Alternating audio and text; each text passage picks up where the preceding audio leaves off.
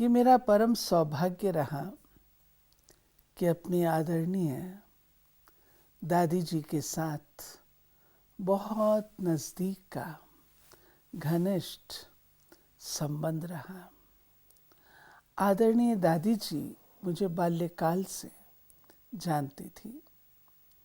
अपनी शिक्षा संपन्न करने के पश्चात दादी जी ने ट्रेनिंग में बुलाया और उन्होंने जो मुझे दिशा दर्शन दिया वो बहुत विशेष था। मैं कहूँगी आदरणीय दादी जी की ये बहुत बड़ी विशेषता थी।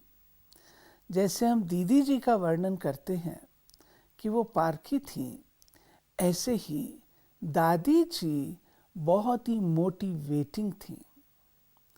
अगर किसी आत्मा के अंदर थोड़ा सा कोई विशेष कार्य करने का मादा होता था तो दादी उसे बहुत एनकरेज करती थी, मोटिवेट करती थी। एक बार मैं बेंगलुरु में थी किसी सेवा केंद्र पर और मेरा मन वहाँ बहुत नहीं लग रहा था।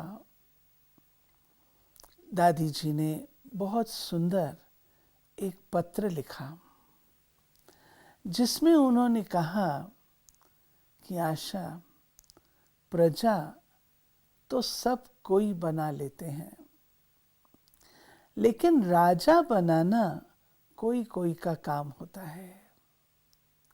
यानी दादी जी ये चाहते थे कि ऐसी कोई सेवा, ऐसी मैं वहाँ पर कोई प्रकार की सेवा करूं जिससे कि वहाँ की आत्माएं इस योग्य बन सके। जब वो पत्र मैंने पढ़ा बहुत अधिक मोटिवेशन मिला और ये मैंने पाया अपने सारे जीवन काल में दादी जी ने समय प्रति समय बहुत मोटिवेट किया। क्वालिटी को कैसे इम्प्रूव करना है और क्वालिटी को कैसे मेंटेन करना है, क्वालिटी को कैसे यूज़ करना है, ये सारी चीज़ें हमने आदरणीय दादी जी से सीखी। दादी जी स्वयं बहुत ही ऊंच क्वालिटी की टीचर थी, बहुत ही ऊंच क्वालिटी की फ्रेंड थी, बहुत ही ऊंच क्वालिटी की बाबा की सेवाधारी वारिस बच्ची थी, जो उनके जीवन से झलकता था। और जो दादी जी थे उनके सानिध्य में जो कोई आता था वो इन चीज़ों को अपने में भी ग्रहण कर लेता था। दादी जी को जब मैंने पहली बार देखा तो मैंने उन्हें एक बहुत आदर्श शिक्षिका के रूप से देखा। दादी का मुरली सुनाना मुरली को आत्मसात करती थी। मुरली हमें पढ़ाई नहीं लगती थी, मुरली लगती थी जैसे दादी खेल रही हैं और हमें खिला रही हैं। मुरली कब शुरू होके कब अंत हो जाती थी पता ही नहीं लगता था, इतना एंजॉय करते थे। कारण दादी जी का स्वयं पढ़ाई पर, मुरली पर फुल अटेंशन था।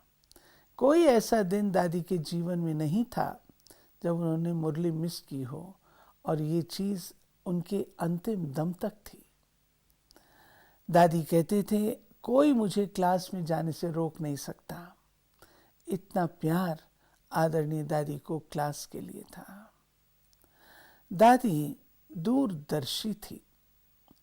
यदि हम 1969 देखें, जबकि इस ईश्वर विश्वविद्यालय का फर्म फाउंडेशन प्यारे ब्रह्मा बाबा के माध्यम से शिव बाबा ने डाला, लेकिन उसे विकसित करना, बीज जो बाबा ने बोए उन्हें अंकुरित करना, उन्हें फलदार वृक्ष में परिवर्तित करना, सेवाओं को एक्सपैंड करना, और वो भी अंतर्राष्ट्रीय वृहद स्तर पर, वो हमारी आदरणीय दादी जी की सोच और दूरदर्शिता थी।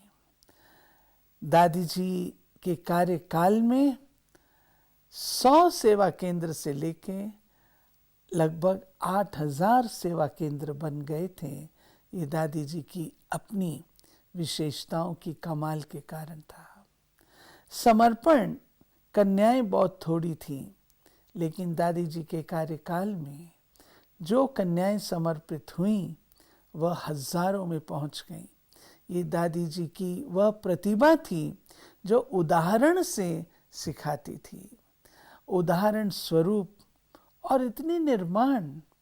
जो दादी को देखता था, आपकी चीफ है, इतनी सिंपल, लेकिन उस सिंप्लिसिटी में ही दादी की शक्ति होती थी।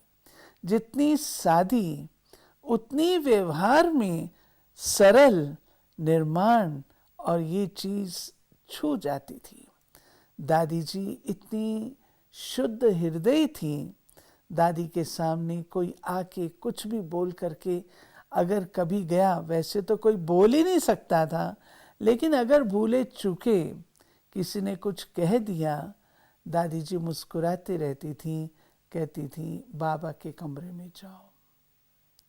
और कभी कभी दादी इतनी समाने की शक्ति वाली, इतनी कंट्रोलिंग पावर वाली होती थी, जो व्यक्ति अपनी गलतियां बताने के बाद दादी के चेहरे की ओर देखता था, दादी मुस्कुराती थी, एक शब्द नहीं बोलती थी, वो भाई बहन बाद में कहते थे दादी ने मुझे कुछ भी कहा क्यों नहीं, मैं सुनना चाहता, दादी मुझे कुछ कहती, मैं सुनना चाहता था, लेकिन दादी की रहम की दृष्टि, उस आत्मा को परिवर्तन करने की शक्ति दादी अपने नैनों के द्वारा उसे देती थी। दादी के अंदर लव और लॉ दोनों का अनुपम बैलेंस था। एक प्रशासिका के नाते उन्हें लॉफुल रहना होता था, और एक ईश्वरीय विश्वविद्यालय की माँ के नाते बहुत ही अधिक प्रेममयी होती थी। दोनों बातें थीं, परंतु दादी जी के इस शरीर के अंतिम दिनों में जब मैंने ये सवाल दादी से किया, दादी बैलेंस चाहिए, दादी ने बोला no, only love, only love.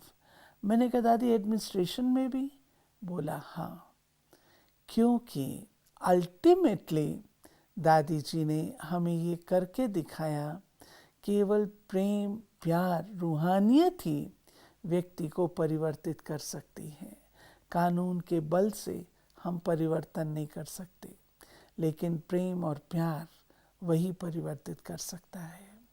दादी ने जो थोड़े से कार्यकाल में सबके दिलों के ऊपर राज्य किया, एक एक के दिल के ऊपर राज्य करने की शक्ति दादी की अपनी विशेषताएं और गुण थे।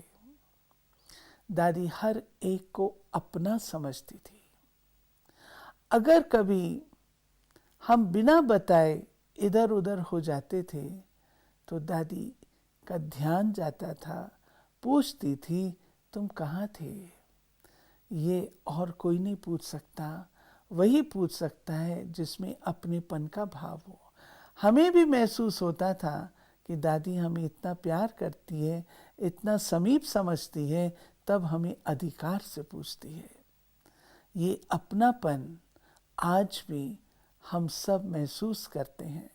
दादी का नाम लेते ही हमें वो फीलिंग आनी शुरू हो जाती है। आज उसके कारण से ही जो उन्होंने अपनापन दिया, जो बाबा से जोड़ा, जो यज्ञ से प्रीत जोड़ी, उसके कारण ही आज ये यज्ञ इतना विशाल रीति से सारे विश्व भर में अपनी आन और शान बनाए हुए हैं। यज्ञ रक्षक, यज्ञ संरक्षक, यज्ञ की निर्देशिका, ऐसी हमारी मीठी दादी जो कभी भुलाए भूल नहीं सकती। हम सब के दिल में जहाँ बाबा है, वहाँ प्यारे बाबा ने पहला टाइटल अव्यक्त रूप का अगर किसी को दिया तो बाबा ने कहा अव्यक्त दादी। और अव्यक्त दादी, उसके ना पहले किसी ने टाइटल लिया ना बाद में। हम सोच सकते हैं बाबा के कितने करीब रही होगी, बाप समान कितनी बनी दादी, जो आज वो बाबा का टाइटल भी दादी ने ले लिया। ये हमें यही सिखाता है कि हमें स्वयं को भी इतना अव्यक्त बनना है, इतना अव्यक्त बनना है। दादी हमेशा कहते थे फर्स्ट क्लास लिया तो क्या लिया, पास विद ऑनर होना है, फर्स्ट क्लास फर्स्ट लेना है। दादी के ये बोल सबको मोटिवेट करते थे।